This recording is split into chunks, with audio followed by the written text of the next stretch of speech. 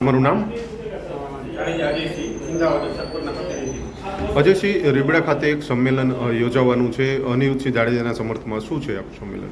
બસ કાંઈ નહીં, જો આખા ગુજરાતનો એક મેસેજ એવો વાયરલ થયો. અનિરુદ્ધસિંહ બાપુને જે હાઈકોર્ટ દ્વારા જે સજાનો હુકમ કરવામાં આવ્યો છે, પાછું સરેન્ડર કરવાનો જે આદેશ કરવામાં આવ્યો છે, તો ક્ષત્રિય સમાજ અને અન્ય સમાજ, પાટીદાર સમાજ, તમામે સમાજ, વધારે વર્ગના લોકો રીબડા 5 તારીખે ભેગા અમે થવાના છીએ અને એક સરકારમાં એક રજૂઆત કરશું કે જે સજા માફીનો નિર્ણય હતો એ યથાવત રાખવામાં આવે. અંદાજિત કેટલા લોકો ભેગા થઈ શક્યતાઓ? આ બાપુની લોકચાહના આખા ગુજરાત અને ભારતભરમાં છે, ગોંડલ પૂરતી નથી. એટલે આમાં કેટલા લોકો ભેગા થાય એ કાંઈ કહી ન શકાય. 50,000 થાય, લાખે થાય. ખાસ કરીને જે પ્રમાણે તેમની સજા અચાનક જ માફીનો હુકમ કરવામાં આવે એને કઈ રીતના જોવું છો તમે?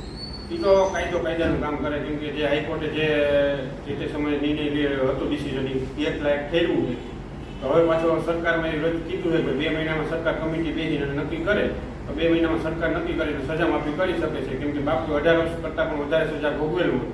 અત્યારના સમયમાં જોવા જઈએ તો અત્યારે નિયમ પ્રમાણે 14 વર્ષે અને 12 વર્ષે છૂટી જતા હોય સજા માફીમાં. તો અનિરુદ્ધસિંહ બાપુ તો 18 વર્ષ કરતાં વધારે સજા ભોગવેલું હોય. તો અમારા ક્ષત્રિય સમાજ અને તમામે સમાજનો એક જ છે ઉદ્દેશ કે બાપુને છોડી મૂકવામાં આવે સજા માફી. ઓકે.